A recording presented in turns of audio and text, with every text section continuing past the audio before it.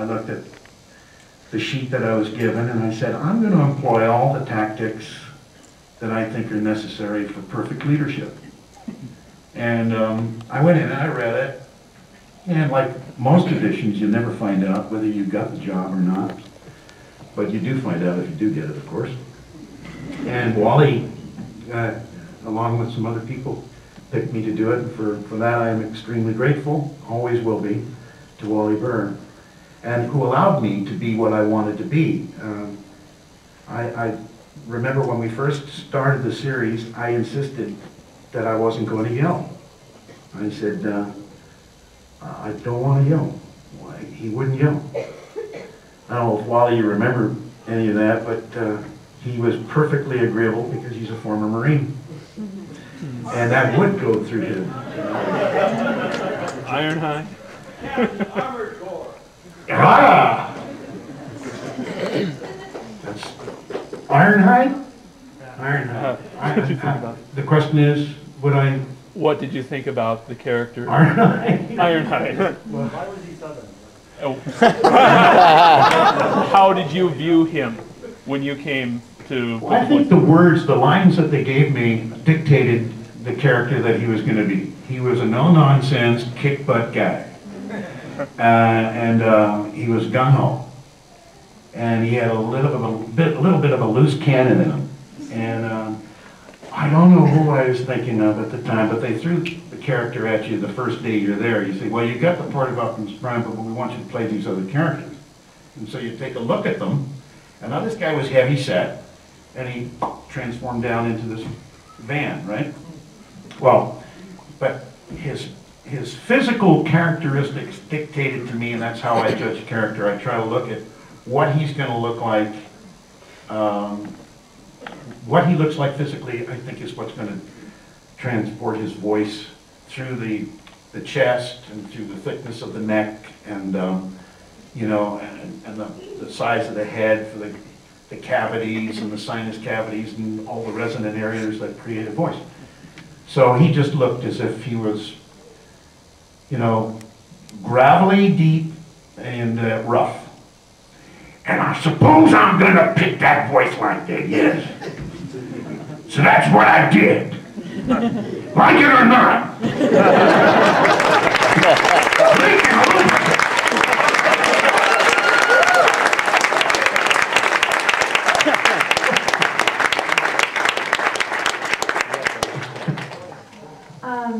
First of all, I'd like to say that it's a really a great honor, and thank you for playing two of Cybertron's greatest heroes. First question, which I think a lot of people will want to know, is, are you going to play Optimus Prime in the rumored upcoming live-action movie?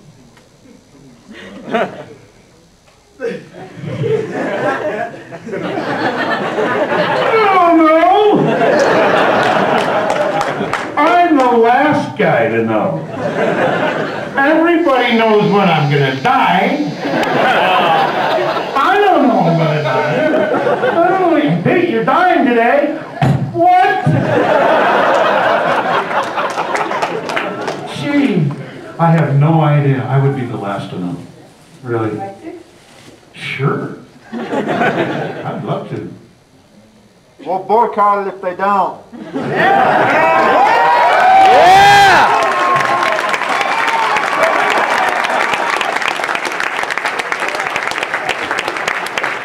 What a great team. What a great team. Boy, if we were football, we could kick some butt, couldn't we? Sir. Me? Who's got the microphone? I have the power. Help yourself. Yes, Waspinator has a question for Optimus. First of all, I have to say thank you.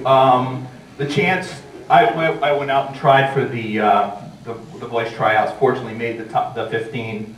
And I just want to say thank you, because the chance to do a script reading with you was worth any public humiliation I may suffer. Thank you. You've reaffirmed my core as a trans fan.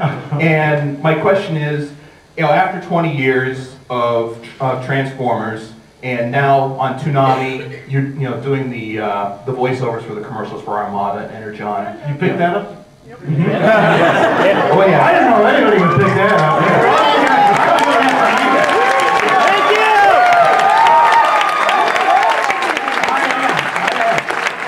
Let me go further into that. The producer back in Atlanta, Georgia, he called me up to do these cartoon things for Toonami and for other things, and he said, Peter, would you do the Optimus Prime? I said, I haven't done Optimus in years and years and years. Do you think the kids would that are watching the Toonami stuff, do you think they'd even recognize it or remember it? No, he says, but I would.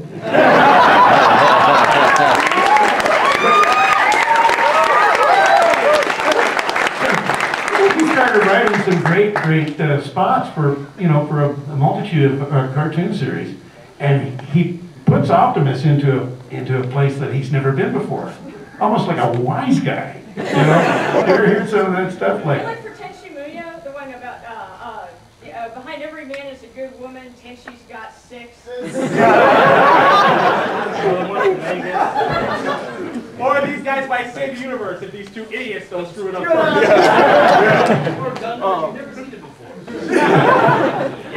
But it's real fun to do those commercials, and I'll be thinking of you guys when I do it, knowing that there is an audience out there paying attention to it.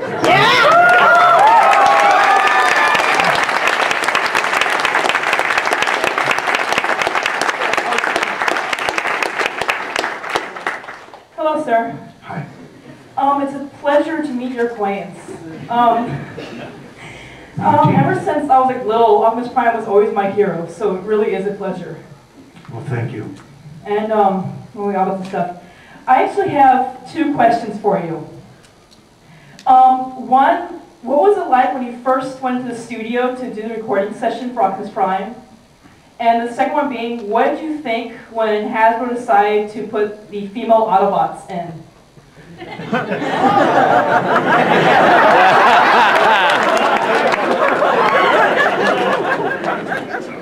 Especially a little one. Question number 2 first. What a great idea.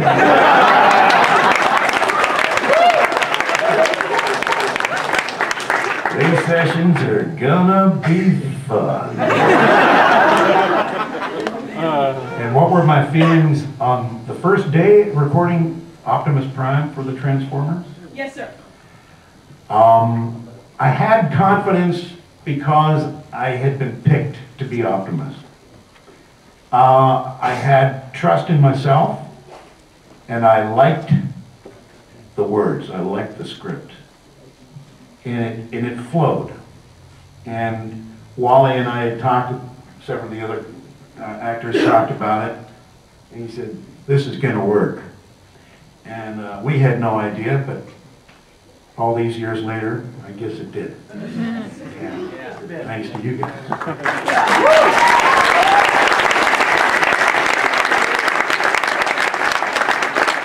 I think we're going with the microphone, the person with the mic. And young lady, you're up. I just want to say it's really an honor to meet you in person. And I have 2 questions. One, that this deals with Ironhide. Was the Southern draw-like voice your choice, or did Wally suggest it? And what do you personally like best about Optimus and Ironhide? Good question, thank you. The Ironhide, it's just a matter of selection that an actor chooses to bring to his audition, and whatever he brings, people will decide whether they go with it or not. I was fortunate; they bought Ironhide. I made him Southern because nobody else was. You know, I like to every now and then just to split things up, make things comfortable. We're gonna do that today, make everything good. Yeah, and also, I kind of had him toned after a friend of mine. His name was Smokey, and he was from Texas, and he had been in the Navy. And he was a tall, lanky string bean. And he loved the Dallas Cowboy. And he used to say dirty things like, don't piss down my back and tell me it's raining.